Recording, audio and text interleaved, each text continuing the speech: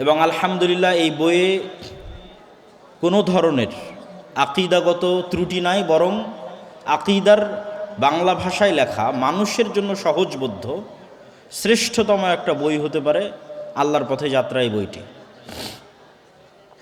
তবে আমরা বলতে চেয়েছি যে মানুষ যেন ইসলামের খণ্ডিত অংশ নিয়ে ব্যস্ত না থাকে।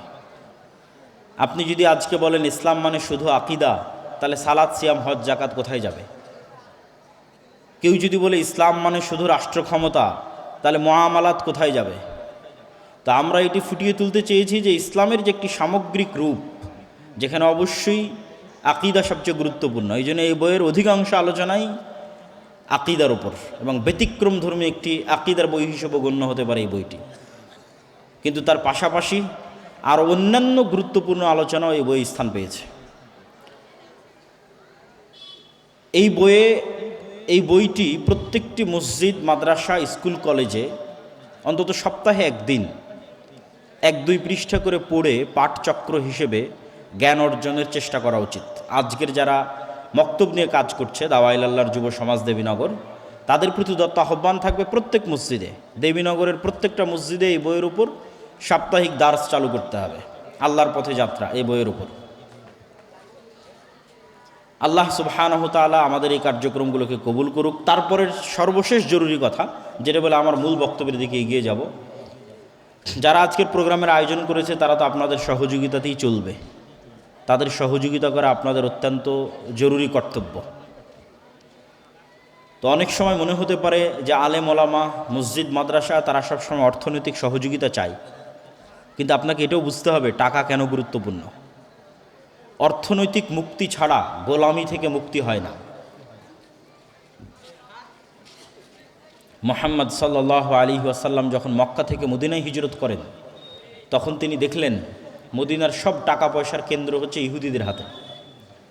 আর মুহাম্মদ সাল্লাল্লাহু আলাইহি সাল্লামকে ঘোষণা করা হলো মদিনার প্রধানমন্ত্রী। তো টাকা যদি থাকে ইহুদির হাতে, আমি প্রধানমন্ত্রী হয়ে কি করব? লাভ নাই। এটা মুহাম্মদ সাল্লাল্লাহু আলাইহি ওয়াসাল্লাম আমাদের চেয়ে ভালো বুঝতেন। এই জন্য তিনি আনসারদের বললেন, আনসারিরা তোমরা তো কৃষক, আর মুহাজির যারা মক্কা থেকে এসেছে এরা ব্যবসায়ী, তোমরা তোমাদের সম্পত্তির বিভিন্ন অংশ এই মুহাজিরদের দিয়ে দাও, তারা ব্যবসা করুক। ব্যবসা করলে মদিনার অর্থনৈতিক কন্ট্রোল মুসলমানদের হাতে আসবে। হলেও তাই। আল্লাহর নবীর জীবদ্দশাতেই ওসমান ইবনে আফফান, আব্দুর রহমান ইবনে আউফ, জুবাইর ইবনে আল আওয়াম, তারা আল্লাহর নবীর জীবদ্দশাতে কোটিপতি হয়েছে।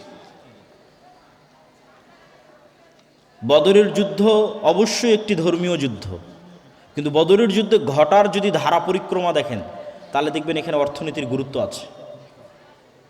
এইদিকে যদি কেবলা হয়, তাহলে বুঝতে হবে এটা হচ্ছে মক্কা, এটা মদিনা, এটা হচ্ছে শাম, সিরিয়া। মক্কা থেকে সমুদ্রের ধার দিয়ে তারা ব্যবসা করার জন্য সিরিয়াতে যেত।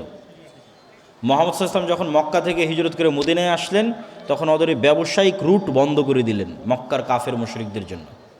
ব্যবসায়িক রুট বন্ধ হয়ে যাওয়ায় আবু সুফিয়ান আর ফেরত আসতে পারে না মক্কায়।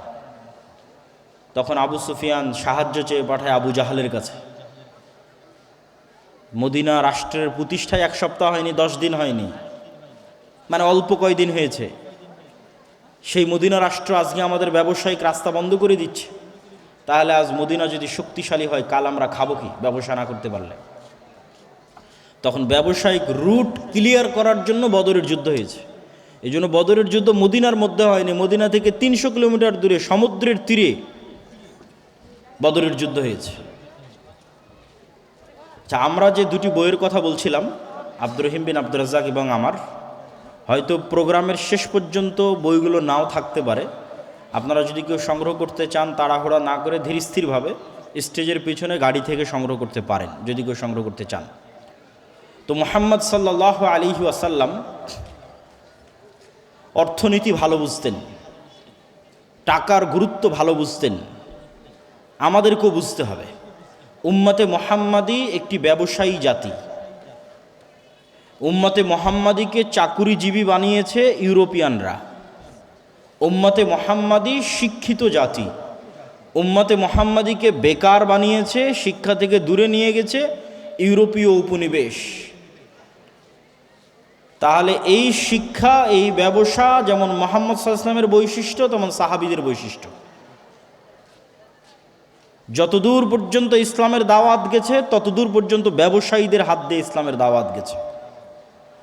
যত সাহাবীর জীবনী উঠাবেন সব সাহাবীকে দেখবেন, অধিকাংশ সাহাবীকে দেখবেন নিজ বাড়িতে, নিজ ঘরে, নিজ এলাকায়, নিজ শহরে, নিজ জন্মস্থানে মারা যায়নি, ব্যবসার দাওয়াতের কাজে ছড়িয়ে পড়েছে, বিভিন্ন পৃথিবীর বিভিন্ন দিকে ছড়িয়ে গেছে।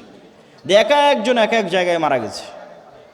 কিন্তু উম্মতে মুহাম্মাদকে এক নির্দিষ্ট জায়গাতেই, এক নির্দিষ্ট কাজেই চাকরের মতো থাকতে হবে, এই স্বভাব ইউরোপীয় উপনিবেশ থেকে এসেছে। তো অর্থনৈতিক গোলামি, অর্থনৈতিক মুক্তি ছাড়া গোলামি থেকে মুক্তি সম্ভব নয়। দান অত্যন্ত শক্তিশালী একটি ইবাদত। আমরা কেউ গ্যারেন্টি দিয়ে বলতে পারবো না যে যখন থেকে সালাত ফরজ হয়েছে আমার ওপর তখন থেকে আমি একদিনও সালাত কাজা করিনি, অতএব আল্লাহ তুমি আমাকে জান্নাত দিতে বাধ্য, এই চ্যালেঞ্জ দেওয়ার ক্ষমতা মানুষের নাই। আমরা কেউ বলতে পারবো না যে আল্লাহ আমি একদিনও একটা গুনাহ করিনি, অতএব আপনি আমাকে জান্নাত দিতে বাধ্য, এই চ্যালেঞ্জ দেওয়ার ক্ষমতা মানুষের নাই। তাহলে মানুষ কিভাবে জান্নাতে যাবে? আল্লাহর দয়ার উপর নির্ভরশীল, যে আল্লাহ যা সালাত আদায় করিনি মাফ করে দাও, যা গুনাহ করেছি মাফ করে দাও, তুমি মাফ না করলে জান্নাতে যেতে পারবো না। কিন্তু দুটো রাস্তা আছে নিশ্চিত জান্নাতে যাওয়ার। একটা হচ্ছে আল্লাহর রাস্তায় জিহাদ করে যদি কেউ শহীদ হয়ে যায় ও জান্নাতে, জান্নাত ওর কাছে বিক্রি হয়ে গেছে। আর একটা টাকা দিয়ে যদি কেউ জান্নাত কিনে নেয়, কিভাবে টাকা দিয়ে জান্নাত বিক্রি হবে? কিয়ামতের মাঠে ধনী অবস্থায় উঠতে হবে, কিয়ামতের মাঠে কোটিপতি অবস্থায় উঠতে হবে, কোটি কোটি টাকার মালিক হয়ে কিয়ামতের মাঠে উঠতে হবে। কিন্তু ওই টাকার মালিক কিয়ামতের মাঠে নতুন করে হওয়া যাবে না, এই দুনিয়াতে থাকতেই কিয়ামতের অ্যাকাউন্টে জমা দিতে হবে। তাহলে কিয়ামতের মাঠে যখন কোটিপতি অবস্থায় উঠবেন তখন যত পাওনাদার আছে, যত জরিমানা হবে সব পরিশোধ করতে পারবেন। দুনিয়াতেই যদি জরিমানা দিয়ে ইবাদতের কমতি পূরণ করা যায়, দুনিয়াতেই যদি জরিমানা দিয়ে গুনাহের কাফফারা দেওয়া যায়, পরকালের মাঠেও দেওয়া যাবে।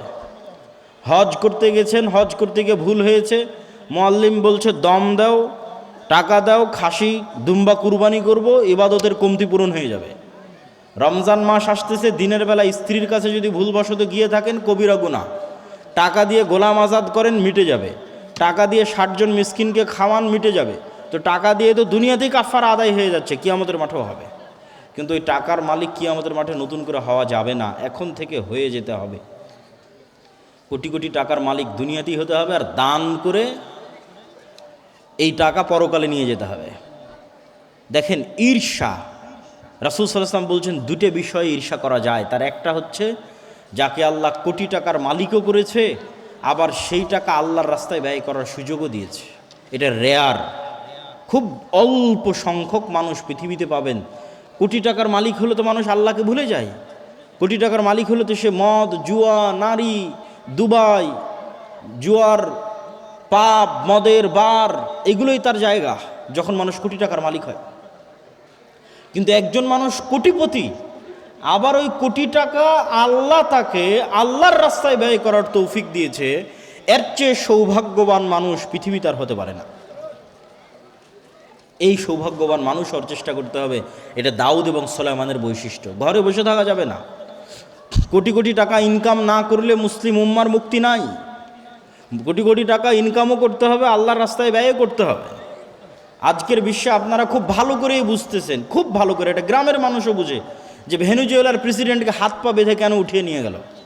সবাই জানে যে ভেনেজুয়েলাতে কোটি কোটি ব্যারেল তেল আছে, ওই তেল দরকার আমেরিকার। তাহলে এটা টাকার যুদ্ধ। ডলার ভিত্তিক অর্থনীতি যদি পড়ে যায় একবার, ডলার ভিত্তিক অর্থনীতি পড়া আর আমেরিকার পড়া একই কথা। আর আমেরিকার পড়ে যাওয়া আর গণতন্ত্রের বিলুপ্তি একই কথা। আর যেই দিন আমেরিকা পড়ে যাবে, গণতন্ত্র বিলুপ্ত হয়ে যাবে, ওই দিন অর্ধেকের বেশি মুসলিম দেশে খেলাফা কায়েম হয়ে যাবে, সময় লাগবে না। তাহলে মূল অস্তিত্ব ঠিক আছে কোথায়? টাকার উপর। ওই যুগে মুহাম্মদ সাল্লাল্লাহু আলাইহি ওয়াসাল্লামের যুগের মদিনায় যেমন টাকার কন্ট্রোল ছিল ইহুদিদের হাতে, আজ 1400 বছর পর সারা পৃথিবীর টাকার কন্ট্রোল ইহুদিদের হাতে। সব IMF বলেন, ওয়ার্ল্ড ব্যাংক বলেন, সুদি কারবারের মূল মহাজন হচ্ছে তারা। নাম কাওয়াস্তে মুসলমান দেশগুলো স্বাধীন হয়ে আছে, একটা স্বাধীন নয়। কেননা তারা সবাই টাকার কাছে বিক্রি হয়ে আছে, লোন নিয়ে, ঋণ নিয়ে। পাকিস্তান যতই শক্তিশালী হোক, বলুক আমার কাছে পারমাণবিক বম আছে, ওই পারমাণবিক বমের সুইচে বাটনে চাপ দিতে পারবে না আব্বাদের অনুমতি না হলে, যে আব্বাদের কাছ থেকে লোন নিয়ে রেখেছে। তাহলে গোলামিটা কোথায়? টাকার গোলামি। এই জন্য যতক্ষণ আপনি হালাল উপায়ে বেশি ইনকাম না করছেন, ক্যাশ টাকায়, লোনের টাকায় নয়, লোনের টাকা তো গোলামি, সুদের লোন গোলামি। কেননা সুদের লোন আপনাকে মিথ্যা বলা শিখাবে। আর সুদের লোনের বিষয়ে একটা মূলনীতি জেনে রাখেন, গত বক্তব্যে হয়তো বলেছিলাম, আমি যখনই এই নতুন ব্রিজ পার হওয়া থেকে আমার দাদির বাড়িতে পৌঁছা পর্যন্ত একবার গণার চেষ্টা করেছিলাম, অন্তত 20-এরও অধিক এনজিও প্রতিষ্ঠান আছে যারা ক্ষুদ্র ঋণ, সুদি ঋণ এই অঞ্চলে বিতরণ করে থাকে। তো কতগুলো সুদি প্রতিষ্ঠান আছে তা গণার চেষ্টা করেছিলাম, তো আমি গণে শেষ করতে পারিনি। এত বেশি সাইনবোর্ড আছে রাস্তার মোড়ে মোড়ে এত সুদি প্রতিষ্ঠানের। অথচ এই সুদ গোলামি কিভাবে? ইসলামের আগে একটা মূলনীতি বুঝে যান। ইসলামী সমাজ ব্যবস্থা কয়েকটা মূলনীতির উপর দাঁড়িয়ে আছে। তার একটা মূলনীতি হচ্ছে অল্পে সন্তুষ্ট থাকা। এটা একটা মূলনীতি। এই অল্পে সন্তুষ্ট থাকার উপর যতক্ষণ মুসলমানেরা তৈরি না হবে ততক্ষণ ইসলামী অর্থনীতি ডেভেলপ করা সম্ভব নয়, ইসলামী ব্যাংক বাস্তবায়ন করা সম্ভব নয়। এই অল্পে তুষ্টি কী জিনিস এবং আপনি ধনী হবেন কিভাবে, এই দুইটা একটা আর একটার সাথে ওতপ্রোতভাবে জড়িত। আপনাদের দেবীনগরের মানুষকে অনেক দিন অনেক বক্তব্য, অনেক নাসিহা দিয়ে গেছে, আজকে ধনী হওয়ার রাস্তা বলে যায়। কেমনে ধনী হবেন? ধনী হওয়ার সহজ বুদ্ধি কি? 1 নাম্বার, পৃথিবীতে ধনী হওয়ার কোনো শর্টকাট রাস্তা নাই। ধনী হওয়ার প্রত্যেক শর্টকাট রাস্তা হারাম। আমার সাথে একটু বলেন তো, ধনী হওয়ার প্রত্যেক শর্টকাট রাস্তা কি? হারাম। চোখ বন্ধ করে মনে করবেন। কেউ যদি এসে বলে ভাই এত টাকা এখানে ইনভেস্ট করলে এত দ্রুত তুমি এত টাকার মালিক হয়ে যাবে, নিশ্চিত জেনে রাখুন ওখানে কোথাও না কোথাও হারাম আছে। সেটা মাল্টি লেভেল মার্কেটিং হোক, সেটা ডেস্টিনির মতো প্রতিষ্ঠান হোক, সেটার যেটাই আপনার গ্রামগঞ্জে আসুক না কেন, ধনী হওয়ার কোনো শর্টকাট রাস্তা নেই। তাহলে ধনী কিভাবে হবে? কম্পাউন্ড ওয়েতে ধনী হবে। আপনাকে উদাহরণ দিয়ে বুঝতে পারবেন। আমার এই হাতে 50 লক্ষ টাকা আছে, এই হাতে 1 টাকা আছে। আপনাদেরকে আমি বললাম আপনি 50 লক্ষ টাকা নেবেন না এই 1 টাকা নেবেন, যে 1 টাকা প্রতিদিন দ্বিগুণ হবে। আজ 1 টাকা, কাল 2 টাকা, পরের দিন 4 টাকা, তারপর দিন 8 টাকা, তারপর দিন 16 টাকা। কয়দিন দ্বিগুণ হবে? 30 দিন। 30 দিন এই 1 টাকা দ্বিগুণ হবে। 50 লক্ষ টাকা নেবেন না 1 টাকা নেবেন? তো বেশিরভাগ মানুষ বসে বসে চিন্তা করতে পারে যে 2 টাকা 4 টাকা হবে, 4 টাকা 8 টাকা হবে, 8 টাকা 16 টাকা, 16 টাকা 32 টাকা, 30 দিন পর্যন্ত যেতে আর কতই বা হবে? 400-500 টাকার বেশি হওয়ার কথা না, হতে 50 লক্ষ টাকা নেই। কিন্তু এখান থেকে উঠে গিয়ে আপনি ক্যালকুলেটরে মারিয়েন, মোবাইলে তো ক্যালকুলেটর আছে, চ্যাট জিপিটি আছে, যে 1 টাকাকে দ্বিগুণ হারে বাড়াতে থাকলে 30তম দিনে গিয়ে এটা 1 কোটি টাকা পার হয়ে যায়। আর এই 50 লক্ষ টাকা আপনি নেবেন, এটা 50 লক্ষই আছে, আর এটা বাড়তে বাড়তে বাড়তে বাড়তে 1 কোটি পার হয়ে গেছে। তাহলে প্রতিদিন অল্প অল্প করে বাড়বে, এটা হলো ধনী হওয়ার রাস্তা। কেমনে ধনী হবেন? এই 50 লক্ষ টাকা আপনাকে দিয়ে দিলাম, দেবীনগরের প্রত্যেক মানুষকে বললাম নাও তোমাদের 50 লক্ষ টাকা দিয়ে দিচ্ছি। আজকে এখান থেকে উঠে গিয়ে যে বলবে আমি এই 50 লক্ষ টাকা দিয়ে একটা এসি কিনবো, একটা ফ্রিজ কিনবো, একটা মোটর সাইকেল কিনবো, একটা ভালো জামা কাপড় কিনবো, বাড়ি মাটির ছিল ভেঙে পাকা করব, এই জীবনে কোনো দিন ধনী হতে পারবে না। কেন ধনী হতে পারবে না? ওটাই অল্প তুষ্টির সাথে সম্পর্ক করে আলোচনা আপনাকে বুঝাচ্ছি। আর যাকে 50 লক্ষ টাকা দিলাম, এখান থেকে গিয়ে চিন্তা করতেছে আমার গায়ের জামা ছিঁড়া আছে, ছিঁড়াই থাক, আমার পায়ের স্যান্ডেল ছিঁড়া আছে, ছিঁড়াই থাক, বাড়ি মাটির আছে, মাটিরই থাক, বাড়িতে ফ্যান নাই দরকার নাই, বাড়িতে এসি নাই দরকার নাই, বাড়িতে ফ্রিজ নাই দরকার নাই। আগে চলো এই 50 লক্ষ টাকা এমন জায়গাতে ব্যয় করি যেখান থেকে আবার 1 টাকা ইনকাম হবে। এই মানুষ ধনী হয়ে যাবে, কোটিপতি হয়ে যাবে। সময় লাগবে, 30 বছর পর কোটিপতি হয়ে যাবে, 40 বছর পর কোটিপতি হয়ে যাবে। কেননা ও ওই রাস্তা জানে যে রাস্তায় গেলে কোটিপতি হওয়া যায়। আর যে এই 50 লক্ষ টাকা নিয়ে গিয়ে এসি, ফ্রিজ, মোটর সাইকেল, মাটির বাড়ি পাকা এই জায়গায় ব্যয় করেছে, ও কেন ধনী হতে পারবে না? ও যে মোটর সাইকেল কিনেছে ওখানে তেল কিনতে আবার টাকা লাগবে, ও যে এসি ফ্রিজ কিনেছে ওটার বিদ্যুৎ বিল দিতে আবার টাকা লাগবে, ও যে মোবাইলের ওয়াইফাই নিয়েছে ওটার বিল দিতে আবার টাকা লাগবে। তাহলে ও এমন জায়গাতে ব্যয় করেছে যেখান থেকে আরও খরচ বাড়তেছে। এভাবে ধনী হয় না। পৃথিবীর কোনো ধনী এই ওয়েতে ধনী হতে পারবে না। কোথায় ব্যয় করতে হবে? যেখানে খরচ হওয়া তো বহু দূরে থাক, খরচ বাড়া তো বহু দূরে থাক, পারলে আরও 1 টাকা ইনকাম হবে, সেখানে ব্যয় করতে হবে। এটা হলো ধনী হওয়ার রাস্তা। আর অল্পে তুষ্টি, এটার সাথে মিলিয়ে কি বলতে চাচ্ছি, ইসলামে সুদভিত্তিক লোন বহু পরে থাক, কর্জে হাসানা কেউ নিবে, যে কর্জে হাসানা, ভাই আপনি আমাকে 10,000 টাকা দেন, আমি 2 মাস পর আপনাকে দিয়ে দিব, এটাকে আল্লাহ অনেক বড় নেকির কাজ বলেছে কোরআনে। ওমাই ইউকরিদুল্লাহ করজান হাসানা, কে আছে আল্লাহকে কর্জে হাসানা দিবে? কর্জে হাসানাকে আল্লাহ অনেক বড় ইবাদত বলেছে। তো এই কর্জে হাসানা কখন জায়েজ? আপনি কর্জে হাসানা দিয়ে এসি কিনতে পারেন, কর্জে হাসানা দিয়ে ফ্রিজ কিনতে পারেন। আমার ইসলামিক ফাইন্যান্সের জ্ঞান বলে, ইসলামী শরীয়তে আমি যতটুকু জানি ততটুকু বলে যে বিলাসী পণ্য সুদ ভিত্তিক লোন দিয়ে ক্রয় করা তো বহু দূরে থাক, বিলাসী পণ্য কর্জে হাসানা নিয়েও কেনা যাবে কিনা, এটার হালালের দলিল কেউ দিতে পারবে কিনা আল্লাহ সুবহানাহু ওয়া তাআলা ভালো জানে, আমার জানা নাই। তাহলে কর্জে হাসানাটাই কখন নিতে পারবেন? সুদের লোন বহু পরে। কর্জে হাসানাটাই নিতে পারবেন যখন বিপদে, অ্যাক্সিডেন্ট করে মেডিকেলে আছেন, চিকিৎসা ব্যয় বহন করতে পারছেন না, মেয়ে ছেলেকে বিবাহ দিবেন, খরচ বহন করতে পারছেন না, বিশ্ববিদ্যালয়ে পড়াবেন, খরচ বহন করতে পারছেন না, ব্যবসাটা শুরু করবেন, টাকার ব্যবস্থা হচ্ছে না, এইরকম বিপদমূলক সময়ে কর্জে হাসানা নিতে পারেন। কিন্তু বিলাসী পণ্য, আমার ফ্রিজ না হলেও আমি খেয়ে বাঁচতে পারি, আমার এসি না হলেও আমি খেয়ে বাঁচতে পারি, আমার বাপদাদা বেঁচেছে, মোটর সাইকেল না হলেও আমি চলতে পারি, এই বিলাসী পণ্যগুলোর ক্ষেত্রে সুদি লোন তো বহু দূরের কথা, কর্জে হাসানাও হালাল কিনা তার প্রমাণ দেওয়া কঠিন আছে। কেননা ইসলামের অর্থনীতি দাঁড়িয়ে আছে অল্পে তুষ্ট থাকার উপর, অল্পে সন্তুষ্ট থাকার উপর। সম্মানিত উপস্থিতি, তো বক্তব্যের শুরুর এই অংশটুকু অর্থনীতির উপর, টাকা পয়সার উপর, দানের উপর দেওয়ার পিছনে কারণ এটাই ছিল, যারা আজকের প্রোগ্রামের আয়োজক তারা আপনাদের সহযোগিতার মুখাপেক্ষী। বেশি ইনকাম করতে হবে, বেশি ইনকাম আল্লাহ রাস্তায় দান করতে হবে, হালাল উপায়ে ইনকাম করতে হবে। চলেন বক্তব্যের মূল বিষয়বস্তুতে যাই। বক্তব্যের বিষয়বস্তু হচ্ছে উম্মতে মুহাম্মাদি গোলামি থেকে কিভাবে মুক্তি পাবে, দাসত্ব থেকে কিভাবে মুক্তি পাবে, দাসত্ব থেকে মুক্তি পাওয়ার রাস্তা কি। আব্দুর রহিম তো আপনাদের সামনে কিছু আলোচনা করলো এবং আমিও সংক্ষিপ্ত ইতিমধ্যে বলে ফেলেছি, একটা পয়েন্ট তো শেষ করে ফেলেছি যে অর্থনৈতিক মুক্তি ছাড়া গোলামি থেকে মুক্তি হয় না।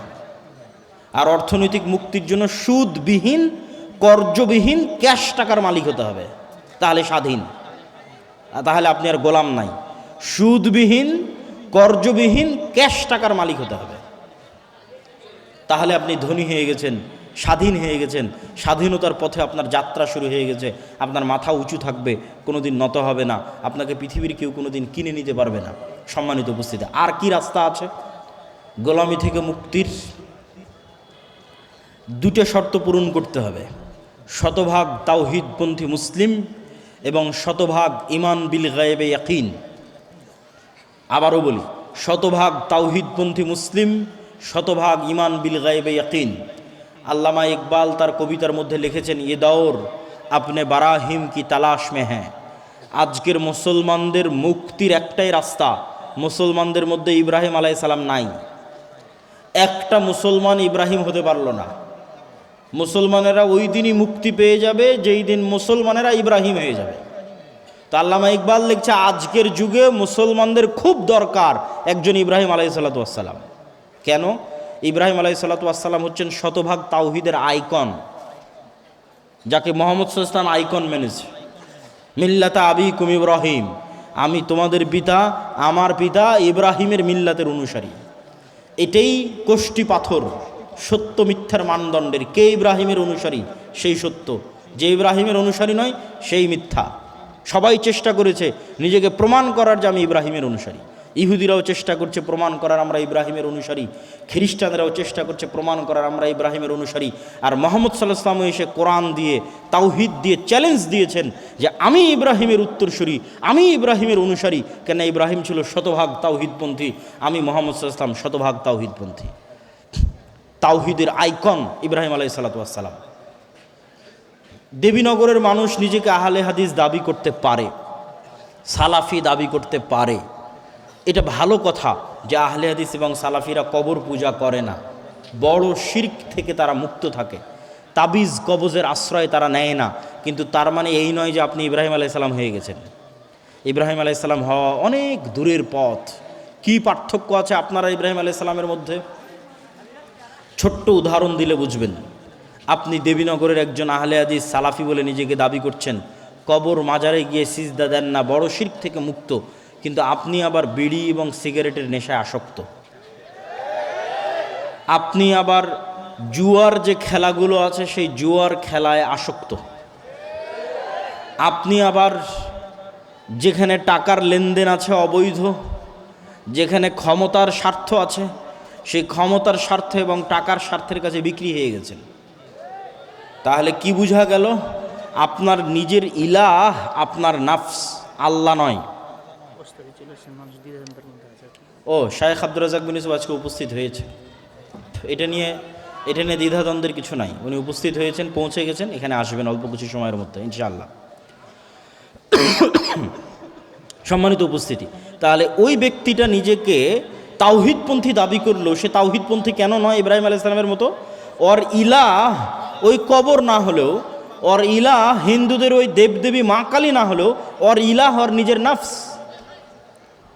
ইলাহাহু হাওয়া, আল্লাহ কোরআনে বলেছে যে তারা ইলাহ বানিয়ে নিয়েছে নিজের নাফসকে, নিজের মনের প্রবৃত্তিকে ইলাহ বানিয়ে নিয়েছে। ওর মন চাচ্ছে বিড়ি সিগারেট খাবে, খাচ্ছে।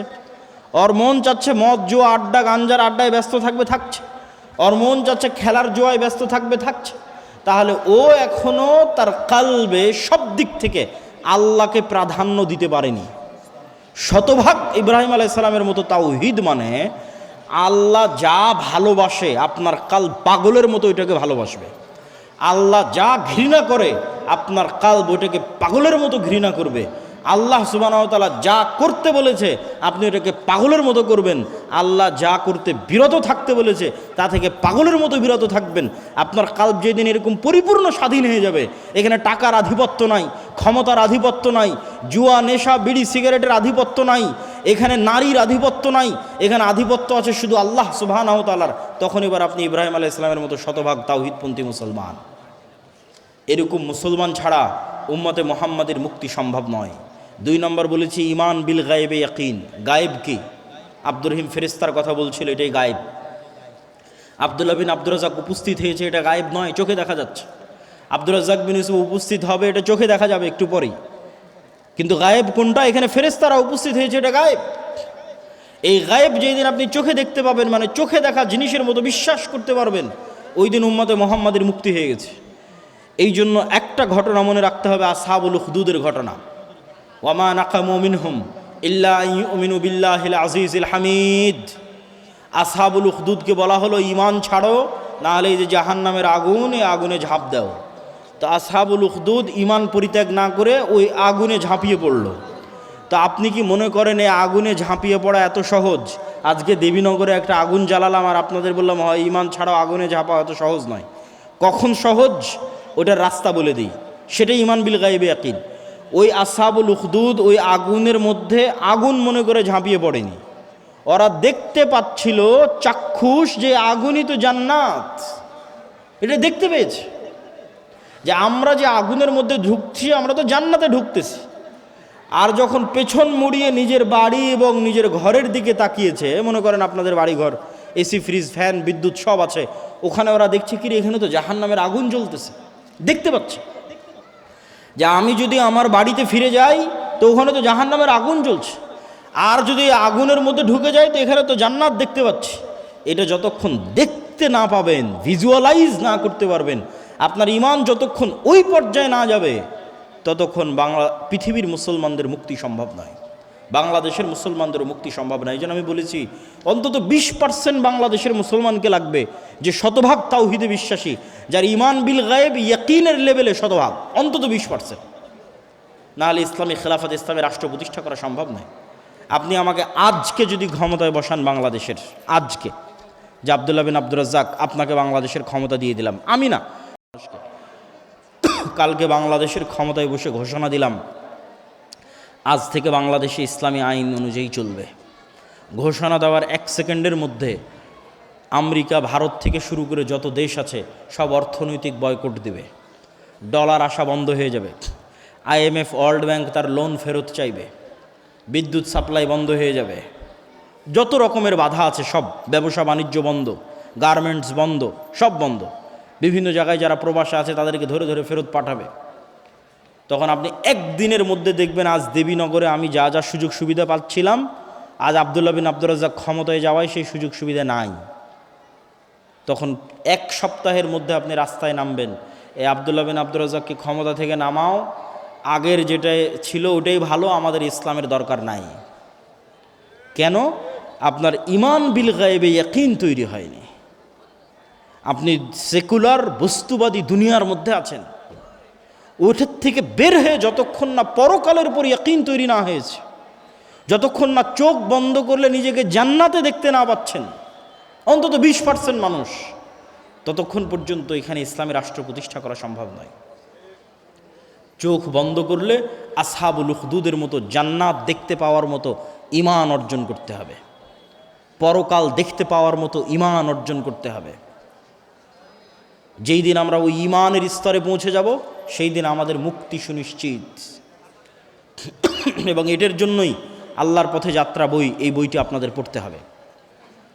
পয়েন্ট নাম্বার 4, শিক্ষা এবং জ্ঞান, সত্যবাদিতা এবং ন্যায়পরায়ণতা।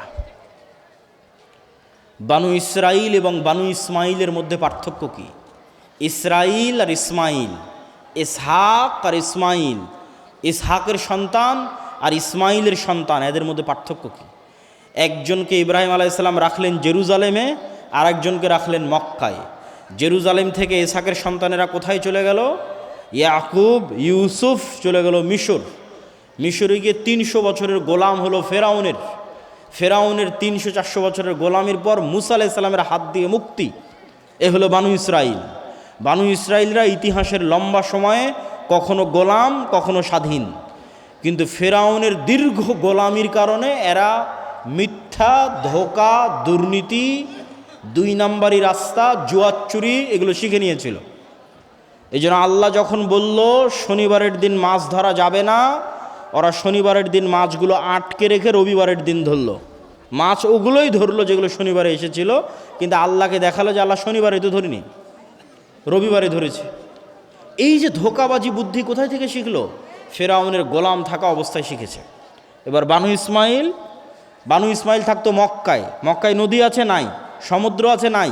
আবাদ হয়? নাই, কিচ্ছু নাই। তাহলে মক্কা মানুষ কেন দখল করবে? কেউ কোনোদিন মক্কা দখল করতে যায়নি। ফলত ইসমাইলের সন্তানেরা কোনোদিন গোলাম হয়নি। একবার মাত্র আব্রাহা, তাও টাকার কারণে নয়, ইবাদতের কারণে কাবা ঘর ধ্বংস করতে গেছিল। দখল করে রাখবে এটা উদ্দেশ্য ছিল না। ও ইয়েমানে একটা কাবা ঘর বানিয়েছিল, সেখানে মানুষ যেত না, সেই রাগে ও কাবা ঘর ধ্বংস করতে এসেছিল, ব্যর্থ হয়েছে। তো মুহাম্মদ সাল্লাল্লাহু আলাইহি ওয়াসাল্লাম পর্যন্ত ইসমাইলের সন্তানেরা কেউ কোনোদিন গোলাম ছিল না, কৃতদাস ছিল না। যেহেতু গোলাম ছিল না, সেহেতু ইসমাইলের সন্তানেরা বেশিরভাগই মিথ্যা, 2 নম্বরি, ধোঁকা, জুয়াচুরি এগুলো জানতো না। আপনি ইতিহাস ঘেটে দেখেন, আব্দুল মুত্তালিব আল্লাহর নবীর দাদা, কাফের মুশরিক, কিন্তু মিথ্যুক, 2 নম্বরি করেছে, কারো টাকা মেরে দিয়েছে, ধোঁকাবাজি করেছে, এটা ইতিহাস থেকে পাবেন না।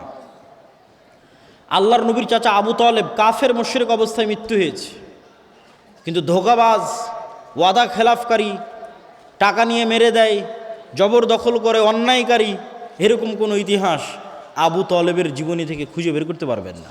থাকতে পারে মানুষের মধ্যে খারাপ ভালো থাকবে, ইসমাইলের সন্তানেরা সবাই ভালো এটাও বলবো না, কিন্তু অধিকাংশই তারা গোলামি যেহেতু করেনি, ফলত তারা মিথ্যা, ধোঁকাবাজি এই জিনিসগুলো জানতো না, ঠিক যেমন মুহাম্মদ সাল্লাল্লাহু আলাইহি ওয়াসাল্লাম জানতো না। তাহলে কি বোঝা গেল? গোলামির সাথে মিথ্যা, দুর্নীতি, ধোঁকাবাজি সম্পৃক্ত। যে গোলাম হবে ও অটোমেটিক এই জিনিসগুলো শিখে যাবে। তো উম্মতে মুহাম্মাদি যেহেতু বানু ইসমাইল, এরাও কোনোদিন মিথ্যা, ধোঁকাবাজি জানতো না।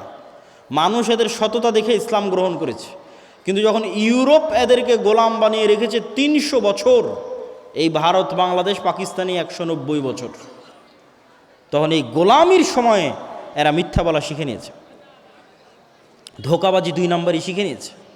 আব্দুর রহিম তো সুন্নাতের কথা বলল, গাজার সুন্নাতের অনুসরণের কথা বলল। আমি আরেকটা উদাহরণ দিয়ে যাই যে গাজায় যত ত্রাণ বিতরণ হয়, এই ত্রাণ বিতরণ নিয়ে যে সিন্ডিকেট আছে, এই সিন্ডিকেটের পার্সেন্টেজ ইহুদিদের হাতে যায় না।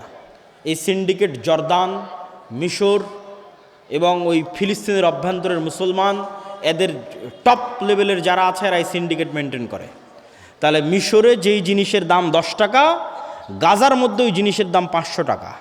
কে বাড়ালো 500 টাকা? এটা একটা সিন্ডিকেট। এই সিন্ডিকেট সব মুসলমান, এটা ইহুদিরা নয়। তাহলে এদের মধ্যে স্বভাব ঢুকে গেছে বানু ইসরায়েলের, গোলামির স্বভাব, মিথ্যা, ধোঁকা, 2 নাম্বারি, জুয়াচুরি, জোর জবরদস্তি।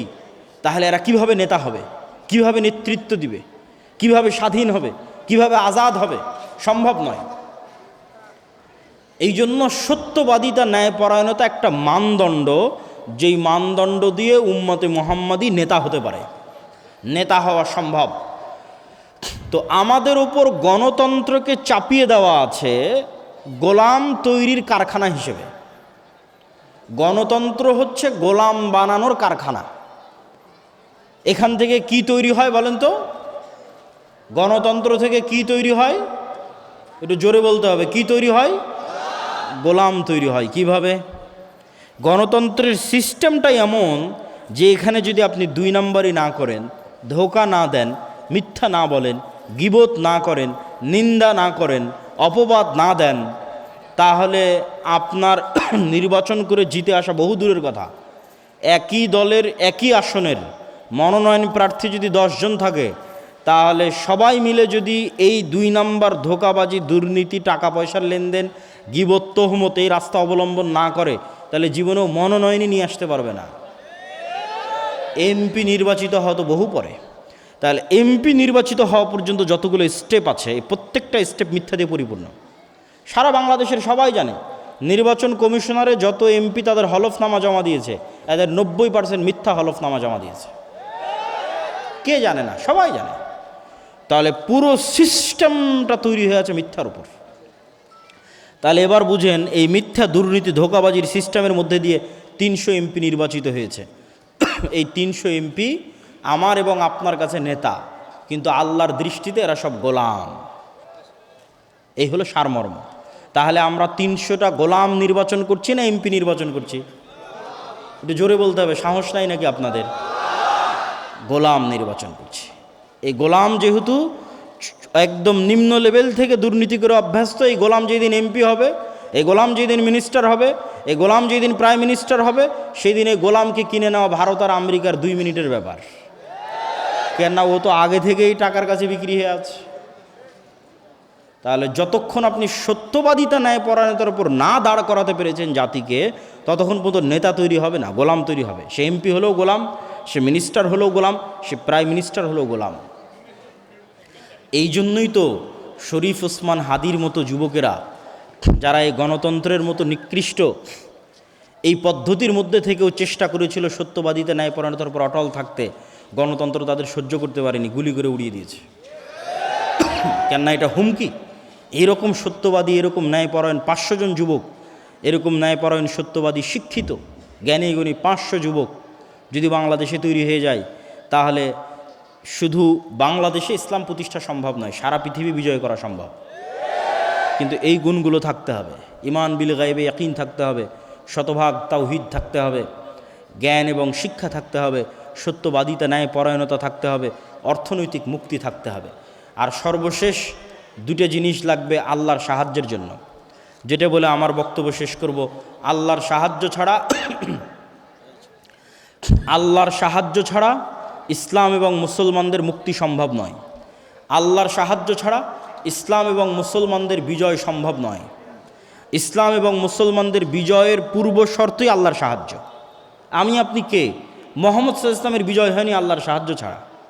উনি বদরে বিজয় নেওয়ার জন্য আগের রাতে লম্বা সালাত আদায় করছেন। আবু বকর রাদিয়াল্লাহু তাআলা আনহু বলছেন, কাফাকা মুনাশাদাতাকা রব্বাক, যথেষ্ট হয়েছে। এত দোয়া করতে হয়, এত লম্বা সালাত আদায় করতে হয়।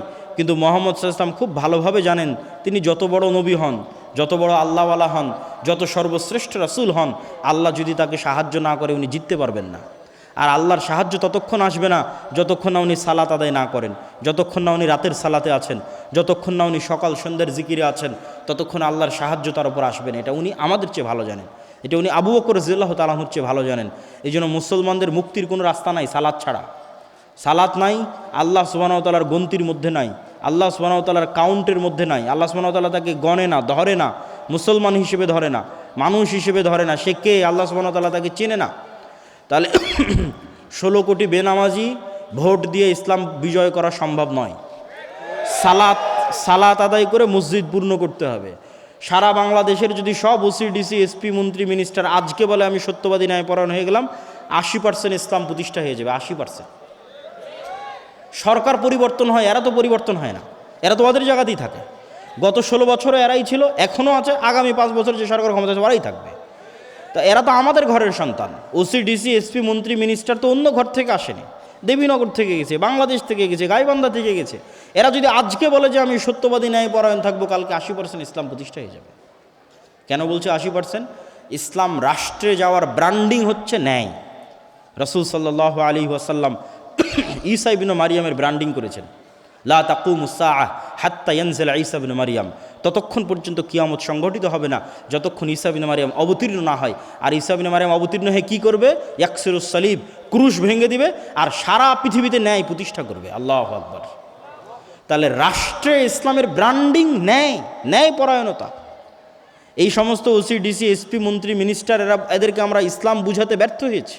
তারা মনে করছে তাদের ঘুষের দুর্নীতির টাকা দিয়ে তারা হজ করে মসজিদ মাদ্রাসায় দান করে এই পাপ ক্ষমা করে নেবে। নাউজুবিল্লাহ, নাউজুবিল্লাহ। এইটা মুনাফিকি। বরং তাদের বোঝা উচিত ছিল তারা যেই পদে আছে ওই পদে সে ওই দানবীরের এবং তাহাজ্জুদ গুজারের চেয়ে বেশি নেকি অর্জন করতে পারত যদি রাসূল সাল্লাল্লাহু আলাইহি সাল্লামের এই হাদিসকে ফলো করতো যে সাবআতু ইউদিল্লুহুমুল্লাহ ইয়াউমা লা যিল্লা ইল্লা যিল্লুহ, ইমামুন আদিল। 7 শ্রেণীর মানুষকে আল্লাহ তার আরশের ছায়া দিবেন। তার মধ্যে সালাত আদায়কারীকে অতিক্রম করে গেছে, দানবীরকে অতিক্রম করে গেছে, যে সে হচ্ছে ইমামুন আদিল। রাতের তাহাজ্জুদের সালাত এবং দান এটিকে অতিক্রম করে গেছে, যে তার পদে দায়িত্ব পালন অবস্থায় ন্যায়পরায়ণ। তাহলে ওই ওসি হারাম টাকা দিয়ে হজের নেকি অর্জন করতে চায়। আরে পাগল, ওখানে বসে থেকে তুমি ন্যায় প্রতিষ্ঠা করো, তাহলে তো তুমি এমনি এর চেয়ে বেশি নেকি বাবা। আল্লাহ রাসূল ঘোষণা দিয়ে রেখেছে, কিন্তু আমরা ইসলাম তাদেরকে বুঝাতে পারিনি যে ইসলাম কি, মানুষকে বুঝাতে পারিনি আমরা ইসলাম কি। এই জন্য আমাদের প্রজন্ম ধ্বংস হয়ে গেছে। পুরো দেশটা দুর্নীতির উপর দাঁড়িয়ে আছে এবং মিথ্যার উপর দাঁড়িয়ে আছে। বলছিলাম আল্লাহর সাহায্য, মুহাম্মদ সাল্লাল্লাহু আলাইহি ওয়াসাল্লাম আল্লাহর সাহায্য ছাড়া জয়লাভ করতে পারেনি। আর আল্লাহর সাহায্য আনার জন্য 2টা জিনিস লাগবে, সালাত এবং জিকির। এইটা বলে আমার সংক্ষিপ্ত বক্তব্য শেষ করব। জিকির কেন শক্তিশালী, সালাত কেন শক্তিশালী? আপনাকে বুঝতে হবে পৃথিবীর সবচেয়ে শক্তিশালী জিনিস হচ্ছে আওয়াজ। পৃথিবীর সবচেয়ে শক্তিশালী পাওয়ারফুল জিনিস হচ্ছে সাউন্ড। আজকের আধুনিক সভ্যতা দাঁড়িয়ে আছে আলোর উপর। আমি এখানে কথা বলছি, এটা আলোর মধ্যে দিয়ে মোবাইলে গেছে, মোবাইল থেকে আলোর মধ্যে দিয়ে টাওয়ারে গেছে, টাওয়ার থেকে এটা এখন আমেরিকাতে গিয়ে বাজতেছে। এখন আমার কথা, এখন আমেরিকায় বাজতেছে, কেন না আলোর গতি খুব দ্রুত, ওর মধ্যে দিয়ে ডাটা ট্রান্সফার হচ্ছে, শব্দ যাচ্ছে, ছবি যাচ্ছে, ভিডিও যাচ্ছে। এটা আল্লাহ যেদিন পৃথিবী সৃষ্টি করেছে ওই দিন থেকেই যায়, মানুষ জানতো না, আজকে মানুষ জানতে পেরেছে। তাহলে আজকের আধুনিক সভ্যতা দাঁড়িয়ে আছে আলোর উপর, কিন্তু এই আলোর চেয়েও পাওয়ারফুল একটা জিনিস যেটার ধারে কাছে বিজ্ঞানীরা নাই, সেটা হচ্ছে আওয়াজ, সেটা শব্দ। এটার কিছু জ্ঞান আল্লাহ সুলাইমান আলাইহিস সালাতু ওয়াস সালামকে দিয়েছিলেন, কিছু। ওমা উতিতু মিনাল ইলমি ইল্লা কালিলা। দেখেন আমি আজকে এখানে যা বক্তব্য দিচ্ছি, এখন যদি একজন চাইনিজ মানুষ এখানে বসে থাকে, তাহলে ওর কাছে এটা বক্তব্য মনে হবে না, আওয়াজ, শুধু আওয়াজ। আর এখানে যদি একটা চাইনিজ এসে বক্তব্য দেয়, আপনারা কি মনে করবেন এটা বক্তব্য চলতেছে না শুধু আওয়াজ চলতেছে? শুধু আওয়াজ চলতেছে। এইরকমই আওয়াজের একটা ফরম্যাট উচ্চারণ করলে এখানে যে পিঁপড়া চলতেছে, এখানে যে মাছি এবং মশা আছে, কোন আওয়াজ ওই মশা মাছি বুঝে ওটা যদি আমি উচ্চারণ করতে পারতাম ওই স্টাইলটা, যেমন আমি এখন একটা আওয়াজের ধরন উচ্চারণ করতেছি, ঠিক যখন আরবি বলতেছি ওটা আর এক ধরন, ইংরেজি বলতেছি ওটা আওয়াজের আর এক ধরন। তো আওয়াজের কোনো একটা ধরন উচ্চারণ করলে ওই মাছি বুঝতো যে আমি মাছিকে বলতেছি মাছি তুমি এখান থেকে উড়ে যাও, ও সাথে সাথে উড়ে যেত। আওয়াজের কোনো একটা ধরন উচ্চারণ করলে পাখি বুঝতো এবং পাখি আমার কথা বুঝে বলতেও পারতো, আমিও তার কথা বুঝতে পারতাম। এই জ্ঞান আল্লাহ সুলাইমান আলাইহিস সালাতু ওয়াস সালামকে দিয়েছিলেন। পুরো পৃথিবীর সব কিছু আওয়াজ বুঝে, আওয়াজ শুনে। আওয়াজ পৃথিবীর সবচেয়ে শক্তিশালী টেকনোলজির নাম। সুলাইমান আলাইহিস সালাতু ওয়াস সালাম বললেন, রানী বিলকিসের সিংহাসনকে নিয়ে আসতে হবে। ক্বালা ইফরিতুম মিনাল জিন, ইফরিত নামক জিন বলল, আপনি যেখানে বসে আছেন ওখান থেকে উঠার পূর্বে সিংহাসন নিয়ে আসব। আরেকজন আল্লাযী ইনদাহু ইলমুম মিনাল কিতাব, সে জিন না মানুষ তার বর্ণনা কোরআনের আয়াতে নাই, কিন্তু কোরআনের আয়াতে বলা হচ্ছে যে আর একজন যাকে আল্লাহ কিতাবের জ্ঞান দিয়েছিল, সে বলল আপনার চোখের পলক পড়ার পূর্বে সিংহাসন এখানে উপস্থিত হবে।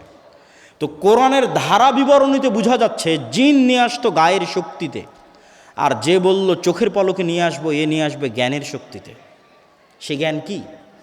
কিছু মুফাসসির লিখেছেন আল্লাহু আলাম, আল্লাহ ভালো জানে, তবে ঠিকও হতে পারে যে তার কাছে ইলমুম মিনাল কিতাব, কিতাবের কি জ্ঞান ছিল। কিছু মুফাসসির লিখেছেন লাওহে মাহফুজের বিশেষ জিকির, আল্লাহ সুবহানাহু তাআলার বিশেষ কোনো জিকিরের জ্ঞান ওই ব্যক্তির কাছে অথবা ওই জিনের কাছে ছিল, যেটা বলা হচ্ছে আল্লাহ ইনদাহু ইলমুম মিনাল কিতাব, যে জিকির উচ্চারণ করে চোখের পলকে সিংহাসনকে ওখান থেকে সুলাইমান আলাইহিস সালাতু ওয়াস সালামের সামনে নিয়ে আসা হয়েছে। শব্দের চেয়ে পাওয়ারফুল কিছু পৃথিবীতে নাই। আল্লাহ সুবহানাহু তাআলা এই পুরো পৃথিবীকে টিকিয়ে রেখেছেন শব্দের উপর, আওয়াজের উপর। এই পুরো পৃথিবীকে ধ্বংস করে দিবেন আওয়াজ দিয়ে। ইসরাফিলের বাঁশির আওয়াজ দিয়ে পৃথিবী ধ্বংস হয়ে যাবে। এই সিস্টেম আল্লাহই তৈরি করেছেন। আল্লাহ সুবহানাহু ওয়া তাআলা যখন মানুষকে পুনরুজ্জীবিত করবেন, তখন ইসরাফিলের বাঁশির আওয়াজ দিয়েই পুনরুজ্জীবিত করবেন। এই সিস্টেম আল্লাহরই তৈরি করা।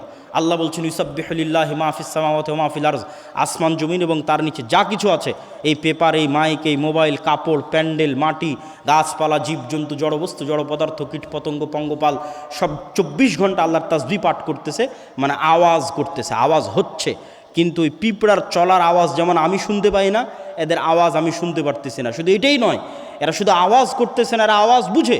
মুয়াজ্জিন যখন আজান দেয়, তখন মুয়াজ্জিনের আওয়াজ যতদূর পর্যন্ত যায়, প্রত্যেক জীবজন্তু, জড়বস্তু, জড় পদার্থ, কীটপতঙ্গ, পঙ্গপাল ওই আওয়াজটা বুঝে যে আল্লাহু আকবার বলা হলো, এবং এটার পক্ষে কিয়ামতের মাঠে সাক্ষী দিবে আল্লাহু আকবার। তাহলে এবার বুঝেন, আশা করি আমি বুঝাতে পেরেছি যে আওয়াজ খুব পাওয়ারফুল একটা কিছু। এবার বুঝেন আমাদের কাছে যে কোরআন আছে, এই কোরআন কার আওয়াজ?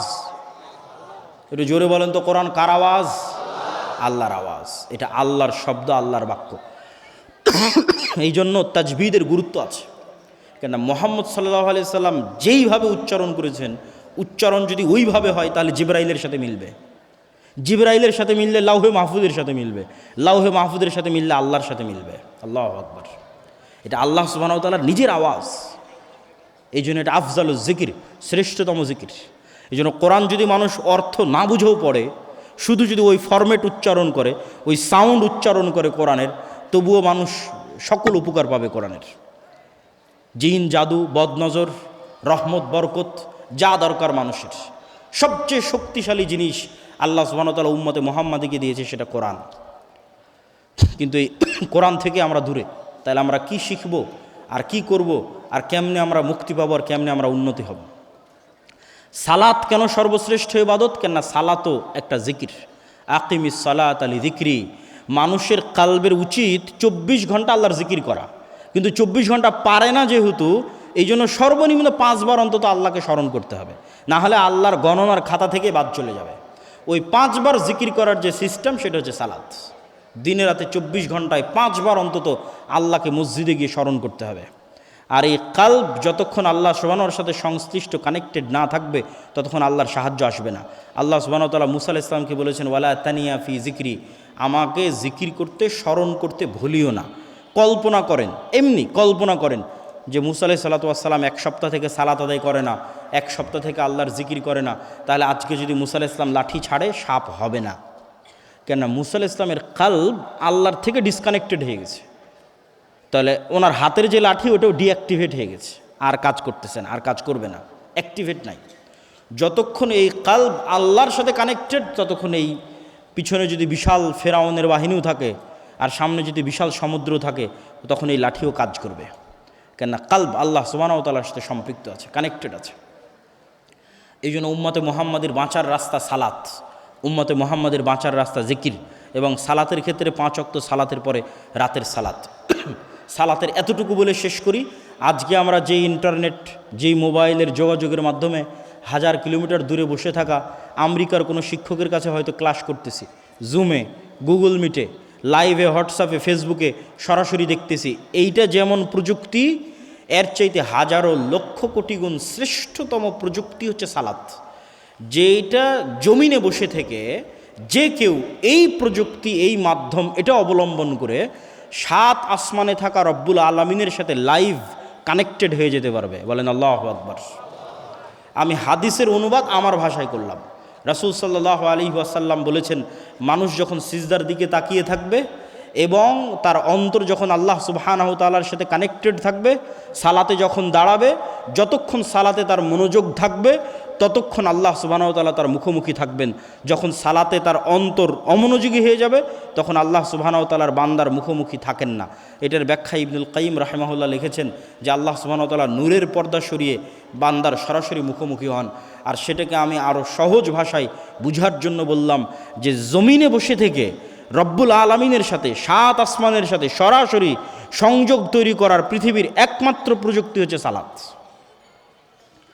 এই জন্য সূর্যগ্রহণে সালাত, চন্দ্রগ্রহণে সালাত, বৃষ্টি প্রার্থনায় সালাত, জানাজায় সালাত, বিপদ আপদে সালাত। সালাত ছাড়া উম্মতে মুহাম্মাদির বাঁচার কোনো রাস্তা নাই। জিকির ছাড়া, কোরআন ছাড়া উম্মতে মুহাম্মাদির বাঁচার কোনো রাস্তা নাই। আল্লাহ সুবহানাহু ওয়া তাআলা আমাদের আজকের এই বক্তব্যের উপর আমল করার এবং আল্লাহর পথে যাত্রা এই বইটি প্রত্যেক মসজিদ, মাদ্রাসা, স্কুল, কলেজ সেগুলোতে বাস্তবায়ন করার এবং প্রতি সপ্তাহে অন্তত একটা পাঠচক্র আয়োজন করার তৌফিক দান করুক। আল্লাহুম্মা আমিন। ওয়া আখিরু দাওয়ানা আনিল হামদুলিল্লাহি রাব্বিল আলামিন। আসসালামু আলাইকুম ওয়া রাহমাতুল্লাহি ওয়া বারাকাতুহু।